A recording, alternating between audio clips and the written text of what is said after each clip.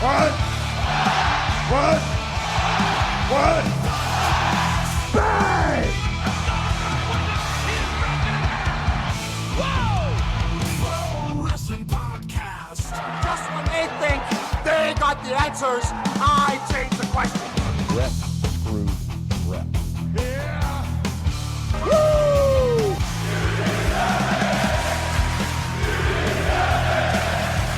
Who are you to doubt El Dandy? Because this guy's a serious professional. Can he do it? Unbelievable. Too hot to handle and too cold to hold. And I am Macho King Savage.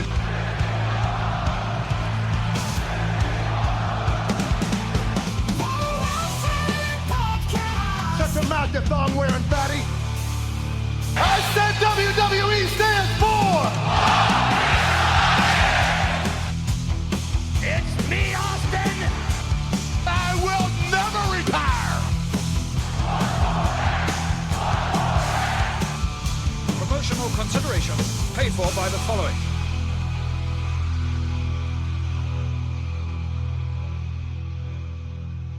Hey, yo, Pro Wrestling Podcast listeners, welcome to the show where we don't sing it, we bring it. Help us out and click subscribe to show your support. Are you sick and tired of dropping $60 to $100 for the latest and greatest wrestling game? Stop immediately. Go to Wrestler Unstoppable, available exclusively through Facebook. Create a wrestler, sign contracts, get into storylines, headline PLEs, even build your own corporation from the ground up, all included in Wrestler Unstoppable, available now to all Facebook users totally free. If you want to become a member of the Pro Wrestling Podcast family, you want your name in the shoutouts like my good buddy John down in Texas, check out our Patreon page at patreon.com/Pro Wrestling Podcast. Sign up today. Don't forget, we got loyalty rewards. $15 a month contributor, you get to co-host a live show with myself. $7.50 a month also gets entered into a drawing to host an episode with me. Hello, everybody. Welcome to this episode of the Pro Wrestling Podcast. If you've got questions, comments, something you want us to touch on in a future episode, news, rumors, whatever it is, feel free to call the Pro Wrestling Sound Off line 267-642-1160, and we will get to as many of those as possible in a future episode. For this episode, we're going to recap some recent news, things we've been talking about a lot lately, go into predictions for Saturday night's main event, and all other pieces in between. Let's start with the latest update on Andrade El Idolo.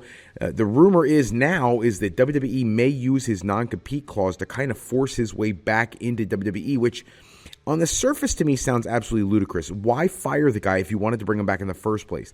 Permanently, terminated because of wellness policy violations. And then he shows up in AEW, he violates whatever this non-compete clause for a year is, and now he's stuck. He has nothing he can do, he can't make a living. It almost gives him no options. I think he should challenge it in court. If I'm Tony Khan, I would actually pay that fee. I would pay a lawyer to fight that in court just to get it out of the way. Make it so that's no longer a thing. Get it out of WWE contracts altogether, and that would make the free agent landscape in the future very interesting. That being said, PWO Insider says that in Mexican Lucha Libre circles that WWE could be using the non-compete clause to push Andrade to return to their company. I think it's terrible, but I guess getting the pop showing up on AEW and then forcing him back to WWE might be like a slap in the face to AEW. I think that's very bizarre strategy, but in this crazy world of pro wrestling, I guess anything's possible. Now, here's the thing for me.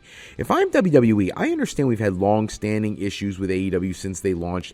I remember the Monday Night Wars between WWE and WCW.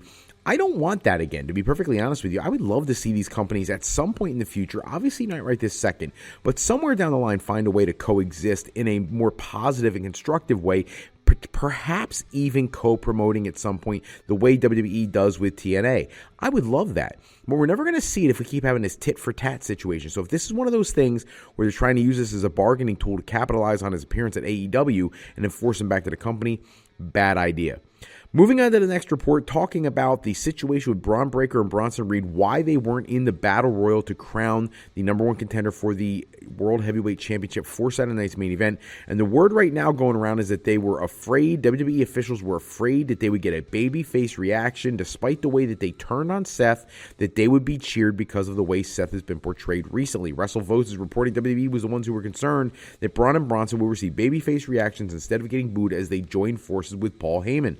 And just my opinion. You could agree, disagree, feel free to put it in the comments. But to me, If the fans want to boo, let them boo. If they want to cheer, let them cheer.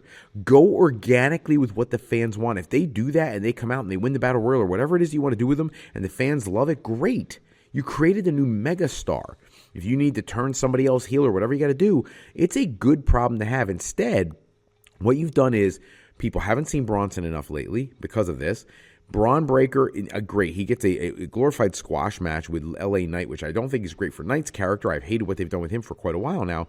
But at the same time, it's putting him in a holding pattern with Bronson, and it's going to lead into what we're going to talk about a little bit later, but it's really frustrating that they are not involved with Saturday Night's Main Event in some way, shape, or form. Let's get into Saturday Night's Main Event because I think they will be. Let's go through the card real quick. Let's start with the Intercontinental Championship opportunity for both Dominic Mysterio to defend against Penta and Rusev, triple threat match.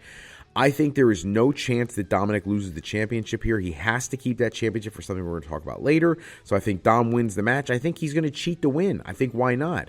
That or he'll pick up, like somebody will hit their finishing move and he'll throw them out of the ring and steal the pin, which isn't cheating, but I would love to see that because it's kind of cheating, but not. I love that. I don't want to see El Grande Americano and his goons out there again. I think that's been done to death. It's kind of getting boring at this point. But the official prediction I have is Mysterio wins. Moving into the Women's Championship match, WWE Women's Championship, Tiffany Stratton versus Jade Cargill. Look, Stratton's had that championship for an extremely long time in the modern WWE era. People like Roman Reigns maybe keep their championships forever, but most people don't. I think this is a good time to flip it to Jade Cargill. Otherwise, why did you make her a heel in the first place with the turn on SmackDown? My prediction is Jade Cargill wins the Women's Championship, not just because they want to put it on her. According to Dave Meltzer, they wanted to put it on her since before she got injured last year ahead of WrestleMania. But more importantly, at some point, Bianca Belair is coming back, and we need something for the two of them to finally feud over, and this championship could be the thing. So I think this is going to be the way to set Jade up for a program with Belair once she comes back. The big one, CM Punk, Jey Uso, singles match for the vacant World Heavyweight Championship, and this is my thing. To me, there is no way there's a clean winner in this match. I think Bronson and Braun Breaker appear and they attack both men, take it so that the match is a schmoz ending, no contest. I don't know where you go from there, but we need to have a world champion at some point, and I think they're actually thinking about putting that onto Braun Breaker. I've said in the last episode, I really think they need to change Braun Breaker's name to just Braun Steiner or something, so it's not such a ludicrous name, and you can look at that name in the history books as being a legitimate reason to be a world champion. I don't like Braun Breaker. I think it just sounds too generic and cartoonish. I would love to see that. They're not going to do it, but whatever. But I do think that this is going to be a schmoz ending leading to Braun and Bronson coming out and doing something to screw the whole thing up, and we still won't have a world heavyweight champion. And then the last match of the night, Cody Rhodes defending the WWE Championship against Drew McIntyre. There's people questioning whether this is where Cody goes heel. Will that lead to a Cody heel facing a babyface Randy Orton later on at Mania possibly? Does he lose the championship here to Drew? I really don't know how to feel about this one because for me, personally, I would actually give the championship to Drew McIntyre. I think he's earned that. I really do. And if you don't give it to him here, when are you going to? And at some point, he really should have a world championship run, and I mean a substantial one, for everything he's done for the company in the last couple of years. However, that being said, I predict Cody Rhodes will retain the championship here. I don't think this is where we turn the title. So my prediction is Cody Rhodes wins the championship match and moves on. Now, that being said, going back to the Intercontinental Championship, I said that Dominic needed to keep that championship because word is there's a possibility that the plan for the end of John Cena's tenure in WWE will be for him to win the Intercontinental Championship from from Dominic Mysterio, which I love that idea. Make him a Grand Slam champion. I think that would be a great way for him to go out. It's not changing the number of world championships he has, but he does get some prestige to his last match. I think he would be the perfect guy to beat Dominic Mysterio after as long as Dominic has held that Intercontinental Championship. And then you move on further down the road where Gunther will win the tournament to face John Cena as his final opponent for the Intercontinental Championship, and Gunther can win the Intercontinental Championship from John Cena in his last match for WWE. I think it makes a ton of sense. And with that being said, that feeds into the next part of the conversation, which is the vignettes that have been airing on Raw. It turns out that they are WrestleMania 42 promo videos. So many people were disappointed. They were pulling for a new faction, a new version of the Vision, whatever it is. But at this point, it's got Triple H, it's got Cody Rhodes, Roman Reigns, CM Punk, Brock Lesnar, Paul Heyman. It's all about Vegas. There's some poker chips and things that get thrown out there. That's what it is. It is it's a promo for WrestleMania. The fact that we have that lends into what I think is very exciting, the fact that we know that Brock Lesnar is going to be a part of WrestleMania, and then you think about, like, well, what will he do there? Now, there's some people who think that that's going to be where Braun Breaker and Brock Lesnar face off. I don't think you're going to do that at Mania, because I think what we really want to see at Mania, and what's being talked about, at least in some circles, is that this may be the opportunity for Brock Lesnar to face off against Gunther for the Intercontinental Championship at WrestleMania. The Fightful is reporting that Lesnar has been flown in to film his part, that Gunther is the top choice to face Lesnar at Mania. I think it's a great idea. We all wanted to see it to begin with. You could do the Braun and Brock thing later. You could do it beforehand. I don't really care which way you do it, but I think the vignettes, as much as a letdown as they are, there's some excitement there, because it means you now know who some of the major players are going to be at WrestleMania, and you know they're going to build programs around those guys, including Brock Lesnar. Got to address a couple more things tonight. One, Nikki Bella teaming up with Stephanie Vaquer to take on Roxanne Perez and, Raquel Rodriguez next week. I have no problem with the match. I have a problem with the Nikki Bella taking the clean pinfall loss to Roxanne Perez on Raw if you're going to go ahead and do this anyways. This should have been a schmoz ending. Nobody takes a clean loss, and then you have the tag team match down the line. That would make more sense to me, which will eventually lead to Nikki Bella's heel turn. I don't like her taking a clean pin, because then you're going to put her in a position to face the world champion, and that puts a weak opponent against the world champion. I would have rather seen this go a little differently, but that is the word, that now that they're gonna face off and have this tag team match. It is what it is. It's a new match. It's a fresh match. It gives Judgment Day something to do. It does something to set up the Nikki Bella switch, but just not loving the whole plan of the whole thing. So we'll have to wait and see how things turn out. I spoke earlier about how things could change if somebody would do a lawsuit on the Andrade Idiolo thing. TNA Wrestling needs to listen up about when it comes to free agents, because word breaks yesterday that there is yet another TNA contract expiring. So we've already heard about Mustafa Ali, the Rascals, the Hardys, the Iconics. Now, Steve Macklin, the current international champion, his contract also running out in December 25. The other's early 26. We also know Joe Hendry's contract is coming due. It's too many stars at the same time for a company that doesn't have their media rights deal put together yet. Maybe they're waiting till that deal comes through to start signing people. But if you wait too long, these people are going to be free agents. They're going to be able to seek vocation elsewhere. And AEW and WWE should be chomping at the bit to grab some of these talents. I think it would behoove them to do so, and maybe start planning for that now. Unless they're trying to shed salary for a WWE purchase or takeover, which is another conversation that has come up in the past. Maybe that's why they're not renegotiating all these contracts, is to wait for WWE to make the purchase go through at the end of the year after they get a media rights deal, increasing the value of the company, and WWE can sign whoever they want to sign. The last thing for tonight, this one kind of hits me hard. And when I was a child watching wrestling for the first time, one of my favorite tag teams was the U.S. Express. Over his career, Mike Rotunda teamed with Barry Windham. They were the WWF Tag Team Champions in the first WrestleMania, losing the championships to the Sheik and Volkov. They later would regain them to only go on to lose them to the Dream Team, Greg Valentine and Brutus Beefcake. I always loved the tag team. Then they move out of the territory. They go to WCW. Barry Windham goes off and does his Horseman thing.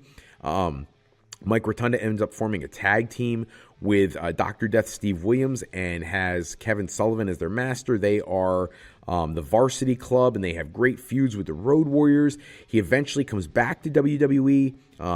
He was Captain Mike Rotunda for a hot minute. Didn't really matter. He was VK Wall Street, which was another gimmick that really didn't work for me. But then when he came back to WWE, he teams with Ted DiBiase in what could be the most meaningful part of his career, and powerful stuff as a tag team, Money Incorporated, as IRS, Erwin R. Shyster. Well, the word came out today, both from Barry Windham and also from Leilani Kai, posting a photo of herself hugging Mike Rotunda online, saying that he has been moved to hospice care. There's no word as to what caused him to be moved into hospice care. The picture that she posted is from several months ago. Barry Windham was doing an interview with Bill Apter a few hours prior, where he talked about Rotunda's health in the interview. It's been reported by several outlets at this point. He was a 26-year veteran, and I'm telling you, this guy was like poetry in motion, great quality, like genuine amateur wrestling style, like real, catch-as-catch-can wrestler style. And I always appreciated his contribution to the business. And for me, sad news, prayers and everything out to the family, to Mike Rotunda. just a class act, great guy. If he ever got a chance to meet him throughout his career, he was always willing to take time for the fans, and he's a part of what a lot of people don't realize is one of the most beautiful dynastic families in the wrestling business between Blackjack Mulligan, Barry Windham, Kendall Windham, Mike Rotunda, and then the intermarrying of their two families, creating Bray Wyatt, Bo Dallas, and several other family members who knows where they're going to be at some point in the wrestling industry. But just sad news today hearing that he's going into hospice care. And like I said, our prayers go out to he and the family. That's all the time we have for this episode. Check back with us next episode where we run down the latest wrestling news and rumors. Special thanks as always to Suno AI for generating the music and sound effects we use in our show. Today's show is sponsored in part by Beazle Games. Bring a new friend to family game night. It's easy with sketchy people. Showcase your artistic side in this game from Beazle Games by going to thegamecrafter.com and pick up your copy today. If you're looking for your next career move, you're considering college, university life, or maybe you just need some formal training for your next career decision, go to our website at frolifeplanning.com for all your higher education needs, as Fro Life Educational Planning is for today, for tomorrow, and for life with Fro Life. I'm Fred Froelich, better known as Dr. Fro. I want to thank you so much for taking some time with us tonight. Until next time, take care, everybody. Have a great night.